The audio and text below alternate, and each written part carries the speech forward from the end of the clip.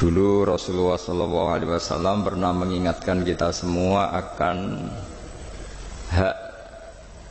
hak-hak bertetangga atau hak-hak bersosial. Ada satu orang yang punya 3 hak, yaitu dia seorang muslim, berarti saudara seagama. Dia kerabat Anda, berarti saudara karena kerabat, unsur genetik. 3, karena dekat.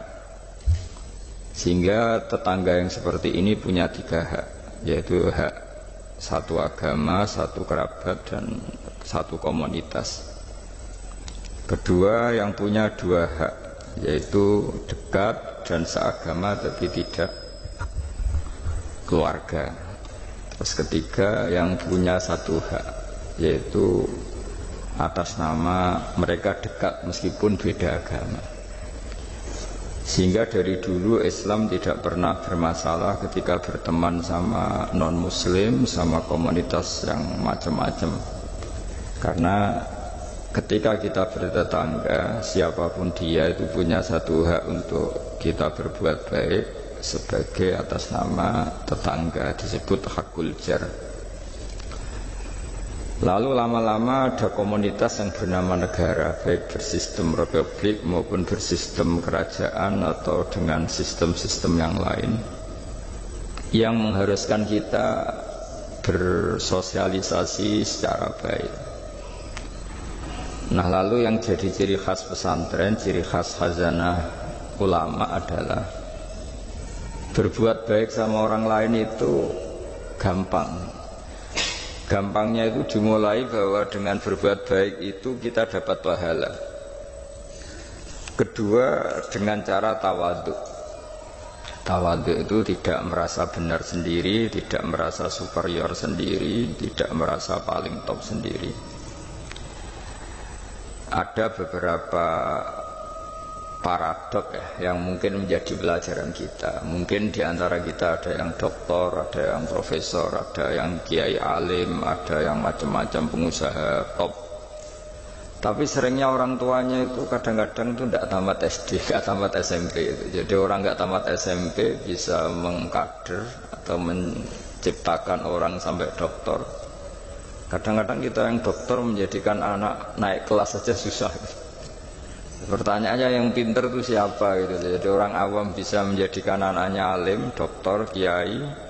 Tapi setelah kita doktor, karena mungkin hidup kita mapan atau jabatan kita mentereng, itu didik anak itu susahnya bukan main. Sehingga di sini orang harus berlatih kearifan. Dulu mungkin ketika kita kecil, karena dengan segala keterbatasan keluarga kita, juga komunitas kita, atau zaman kita itu yang menggerakkan kehidupan itu kearifan. Sehingga orang itu bawaannya sudah bijak, mengalami apa saja bijak. Misalnya nggak punya uang ya tetap punya harapan. Tapi kalau sekarang nggak, belum sudah ditabungkan, diasuransikan, sehingga orang itu kepercayaannya sama materi itu luar biasa, bergantung sama materi. Dan itu awal dari masalah ketika yang diangan-angan itu tidak ada, karena terlalu bergantung sama materi. Sehingga kita yang nekuni dunia ulama, nekuni dunia fikih, kita terus belajar bahwa orang-orang top itu dilahirkan dari kearifan, bukan dari hal yang bersifat materi. Kearifan ini penting. Saya beri contoh. Dulu ada orang itu kholi itu dalam bahasa Arab artinya preman. Itu dia preman sekali. Ketika Nabi Isa jalan-jalan dengan Hawariyin, kaum pilihan, bawaannya orang soleh itu mulai dulu itu menarik, meskipun bagi orang yang tidak soleh. Jadi saya ulang lagi, bawaannya orang soleh itu auranya menarik meskipun bagi yang tidak soleh. Singkat cerita, preman ini spontan ingin bergabung nderekno Nabi Isa dan Hawariyin ini. Tapi apa yang terjadi, si Hawari ini, pendereknya Nabi Isa itu mempercepat jalannya karena beliau nggak mau sejajar dengan preman tadi. Si preman melambatkan jalannya karena nggak ingin setara atau segaris dengan yang khawari, karena merasa tidak soleh. Masa orang tidak soleh kok jalan bersama orang soleh? Itu merasa nggak pantas. Lah yang khawariin merasa ingin cepat karena angkuhnya, nggak ingin jejer orang preman. Saat itu juga Allah memberi wahyu kepada Nabi Isa, wahai Isa, bilang ke santri kamu itu yang orang khawariin, semua kebaikannya saya hapus, dan bilang sama yang preman itu semua keburukannya tak hapus. Yang satu dihapus kebaikannya karena angkuh, yang satu dihapus kejelekannya karena tawadhu. Kata Allah, liyasta'nifa al-amalah, dua-duanya harus mulai dari nol untuk menjadi orang baik. Yang satu kehilangan semua kebaikannya, yang satu kehilangan semua keburukannya. Sehingga dari cerita-cerita kitab seperti ini di kitab Ihya, saya menyaksikan sendiri guru saya Kiai Haji Maimun Zubair, bapak saya, mulai cerita orang-orang soleh dulu. Itu bertetangga dengan siapapun tidak masalah.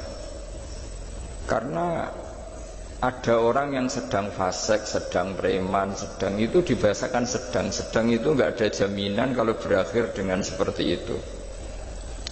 Jadi bagian dari kearifan kiai-kiai berbangsa dan bernegara karena tidak pernah menstigmasi bahwa orang lain itu lebih buruk ketimbang kita.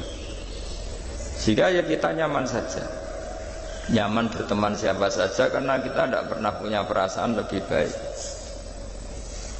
Nah di sini kenapa para kiai itu fleksibel berteman berbagai kelompok, karena tidak pernah merasa lebih baik. Atau dalam bahasa terkenalnya disebut tawadhu. Jadi ketika orang merasa lebih baik maka akan ada keangkuhan. Keangkuhan ini melahirkan sentimen. Sentimen ini lama-lama menjadikan sosial yang nggak sehat, bisa chaos. Nah dari pelajaran itu akhirnya kita cara bernegara, kita cara bersosialisasi itu ya nyaman-nyaman saja. Karena Allah Ta'ala itu membuat status sebenarnya itu di akhir, disebut husnul khotimah atau su'ul khotimah. Jadi banyak dicerita orang-orang dulu, orang yang nyantri dari awal niat nyantri nggak jadi wali. Sunan Kalijogo yang pertama kenal Sunan Bonang karena ingin garong, karena ingin begal, dalam cerita-cerita yang legendaris itu justru jadi santrinya dan jadi wali. Jadi perkenalan yang awalnya tidak baik berakhir dengan baik. Kadang-kadang perkenalan yang baik berakhir dengan kroni, dengan macam-macam yang tidak baik. Nah, dari sekian peristiwa itu akhirnya para ulama menyimpulkan bahwa hanya biyadihi al-amru, hanya Allah yang bisa mengendalikan semua urusan. Sampai-sampai Nabi misalnya dikurang berkenan sama namanya Wahsy, karena Wahsy itu pembunuh Sayyid Hamzah, paman yang paling dicintai Rasulullah. Itu mangkelnya Nabi sebagai manusia itu yang mangkel betul. Tapi sama Allah justru Wahsy ini dikasih hidayah, kemudian menjadi Islam dan Islamnya baik sekali. Dan dulu ada sahabat namanya Sa'labah, itu pecinta masjid, sering ibadah. Tapi karena mungkin saking overnya atau gimana, dia trauma jadi orang soleh, malah jadi orang nggak bener. Cerita-cerita seperti ini tuh memang nggak bisa digeneralisir, nggak bisa digeneralisir untuk curiga sama orang-orang soleh. Tapi saya pastikan cerita seperti ini tuh melahirkan kearifan bahwa manusia itu akan selalu dalam tanda petik ketakutan, dalam kekhawatiran bahwa mereka tidak bisa mengakhiri hidupnya dengan baik. Sehingga di sini melahirkan kearifan, dan dari kearifan itu kita bernegara itu akan baik, karena kita tidak mungkin menstigmasi kelompok lain itu sangat buruk atau sangat bahaya atau ancaman, karena kita sama-sama punya kearifan untuk berkawan, bersosialisasi.